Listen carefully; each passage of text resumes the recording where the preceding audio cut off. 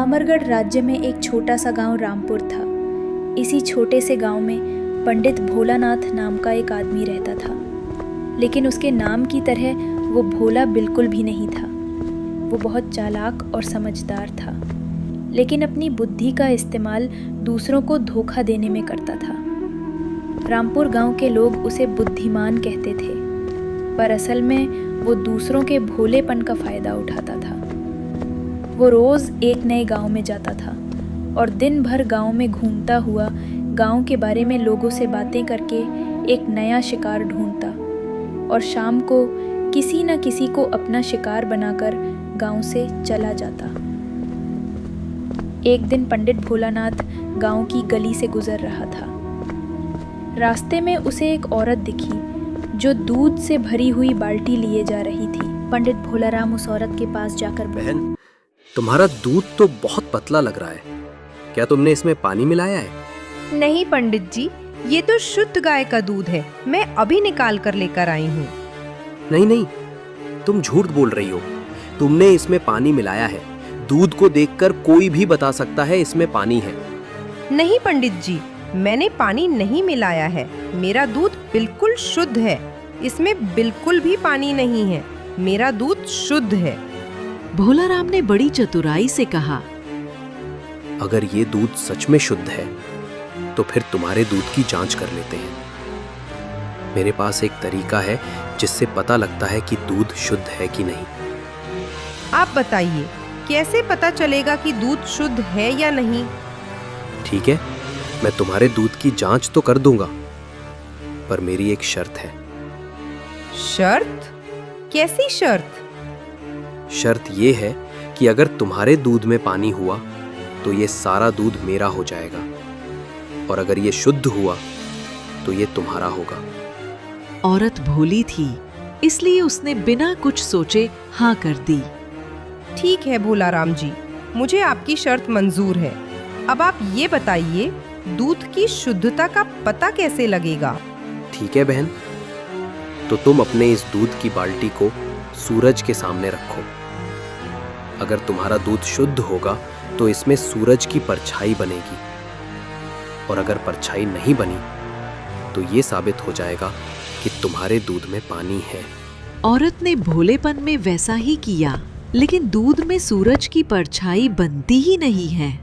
बहन, तुम्हारे दूध में सूरज की परछाई नहीं बनी, इसलिए यह साबित हुआ कि तुम्हारे दूध में पानी है, और अब ये दूध की बाल्टी मेरी हुई।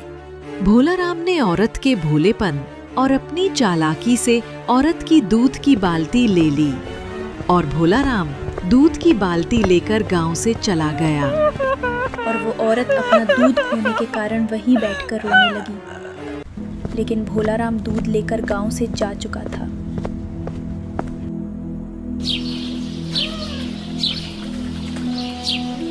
अगले दिन चतुर पंडित अपनी चालाकी का अगला जाल बुनने गांव की सबसे बुजुर्ग और भोली दादी गौरी दादी के घर पहुंचा। दादी छोटी सी झोपड़ी में अकेली रहती थी। उनके पति और बेटा दोनों बहुत साल पहले गुजर चुके थे। गांव में बस इतना ही पता था कि उनके पास कुछ पुराने सोने के सिक्के हैं जो उन्होंने अपने ज़माने में बचा कर रखे थे। पंडित ने झोपड़ी के बाहर से आवाज लगाई, अरे दादी माँ, घर में कोई है? आपकी झोपड़ी के आसपास तो बड़ा अजीब सन्नाटा है। बूढ़ी दादी झोपड़ी के बाहर आती है और कहती है, कौन है बेटा? ओह पंडित जी, आइए आइए, अंदर आइए। क्या काम है? बूढ़ी दादी भोलाराम को घर के अंदर ले जाती हैं और फिर भोलाराम बूढ़ी दादी को कहता है, दादी माँ, दरअसल मैं आज सुबह मंदिर में ध्यान कर रहा था, तभी मुझे एक संकेत मिला। बहुत अशुभ संकेत। अशुभ? कैसा संकेत बेटा? संकेत मिला कि तुम्हारे घर में एक भूत का साया है। रात को जब तुम सोती हो, वो तुम्हारे आसपास घूमता है। तुम्हारे धन और प्राण दोनों पर उसका लोभ है। हे भगवान, भूत! मैंने तो कभी कुछ बुरा नहीं किया बेटा, वो क्यों आएगा मेरे पास? दादी, भूत तो कर्म नहीं देखता, अवसर देखता है। उसे तुम्हारे घर की पुरानी चीजों से लगाव है, खासकर पुराने सिक्कों से। सिक्के? हाँ बेटा, हैं कुछ पुराने सिक्के, मेरे पति ने दिए थे, याद के तौर पर रखे हैं। वही तो, वही सिक्के उसकी शक्ति का स्रोत बन चुके हैं। अगर तुम चाहो तो मैं आज ही भूत विदाई पूजा कर सकता हूं, नहीं तो आने वाले 3 दिनों में कुछ अनिष्ट हो सकता है। बचाओ पंडित जी, मैं अकेली हूँ, क्या करना होगा मुझे? कुछ नहीं दादी, बस तुम्हें वे सिक्के मुझे दे दो, मैं उनसे मंत्र सिद्ध करूंगा और फिर कल पूजा करके उस भूत को सदा के लिए भगा दूंगा। बेटा, वो मेरे लिए बहुत कीमती है, पर अगर भूत सच में चला जाएगा तो ले जाओ, बस मुझे चैन से रहने दो। दादी, आप धन की चिंता ना करें, आपकी सुरक्षा सबसे जरूरी है।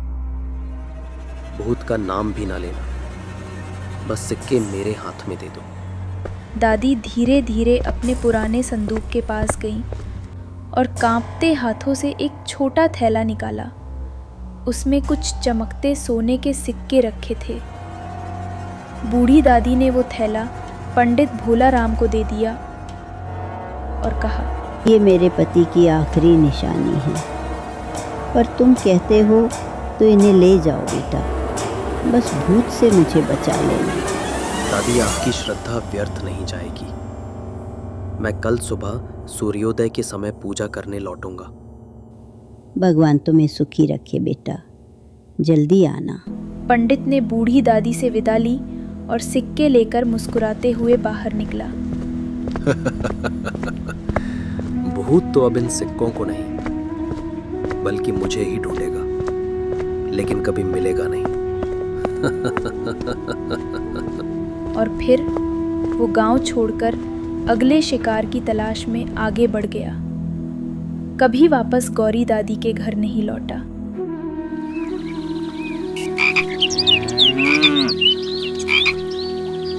कुछ दिनों बाद पंडित भोला राम गांव की किराने की दुकान पर पहुंचा। अरे रामू भैया, बड़ा रौनक है आज तुम्हारी दुकान पर। नमस्ते पंडित जी। रौनक तो है, लेकिन आपके आने से ज्यादा सतर्क रहना पड़ता है। अरे भैया, तुम भी मजाक करते हो। मैं तो बस 5 किलो चावल लेने आया हूँ, पैसे मैं शाम तक दे दूंगा, अभी थोड़ा जल्दी में हूँ। ना पंडित जी, पिछली बार भी आपने शाम तक कहा था और वो शाम आज तक आई नहीं। अब पहले पैसे दो, फिर चावल मिलेगा। पंडित ने थोड़ा सोचा, फिर तुरंत अपनी चाल चली। उसने दुकान में इधर उधर नजर घुमाई और धीरे से बोला, अरे भैया, तुम समझे नहीं, ये चावल मैं अपने लिए नहीं ले रहा हूं, मुखिया जी के यहाँ भोग लगना है, उन्होंने ही भेजा है मुझे। रामू घबरा गया और रामू का चेहरा सफेद पड़ गया। और तभी रामू बोला, क्या मुखिया जी ने भेजा है? हाँ भैया, भोग में देरी हुई तो सारा दोष तुम्हारे नाम आएगा। गांव में सब जान जाएंगे कि रामू की दुकान से चावल नहीं मिला, इसलिए पूजा में रुकावट आई। अब तुम ही सोचो, मैं क्या जवाब दूं? अरे नहीं नहीं पंडित जी, मैं गांव में बदनाम नहीं होना चाहता। लीजिए, ये 5 किलो बढ़िया चावल और ये थोड़े से दाल भी ले जाइए, भोग में अच्छा लगेगा। वाह रामू भैया, भगवान तुम्हें सुखी रखे, मुखिया जी जरूर खुश होंगे। पंडित मन ही मन मुस्कुराया और मन ही मन में सोचने लगा, एक और मूर्ख बना।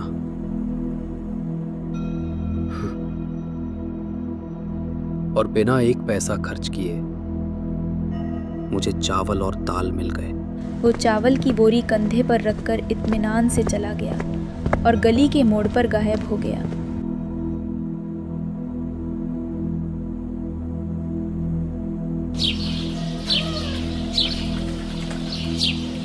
भोलाराम ने औरत को, बूढ़ी दादी को और दुकानदार को, सबको मूर्ख बना लिया।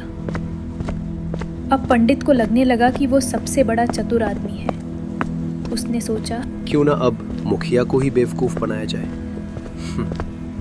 अब अगर मैं मुखिया जी को ही मूर्ख बना दूं, तो मैं उनसे भी बहुत सारा धन ऐंठ सकता हूं, और फिर तो गांव में मेरा नाम चमत्कारी पंडित के रूप में फैल जाएगा।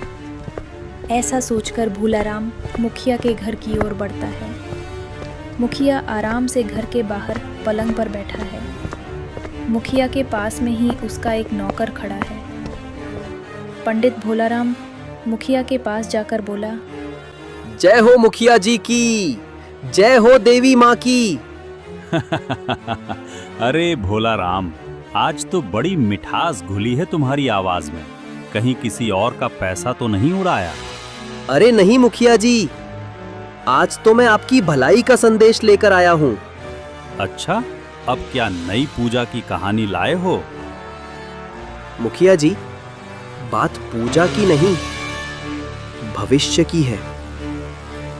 कल रात देवी माँ ने मेरे सपने में आकर कहा, मुखिया गांव का भाग्य बदल सकता है। अरे वाह, अब ये नया खेल क्या है? देवी ने कहा, अगर गांव का मुखिया अपने कुएं में सोने की मूर्ति डालेगा तो गांव में बरकत होगी, हर खेत में लहरें उठेंगी और गांव समृद्धि से भर जाएगा। सोने की मूर्ति? अरे पंडित जी, ये तो भारी काम है। मूर्ति कहाँ से लाएं? वो मूर्ति मेरे पास है मुखिया जी। देवी माँ ने स्वयं मेरे हाथों में दी थी। बस एक नियम है, मूर्ति डालने से पहले 100 सोने के सिक्के देवी को चढ़ाने होंगे। 100 सोने के सिक्के? देवी माँ को क्या अब दान चाहिए? नहीं मुखिया जी, ये तो उनकी परीक्षा है। सोना तो प्रतीक है आपकी श्रद्धा का, जो देगा वही बरकत पाएगा। अच्छा ठीक है, कल सुबह कुएं पर आना, देखते हैं देवी माँ क्या चाहती हैं। जय हो, देवी माँ की कृपा आप पर अवश्य बरसेगी। अब पंडित भोलाराम मुखिया के घर से चला जाता है।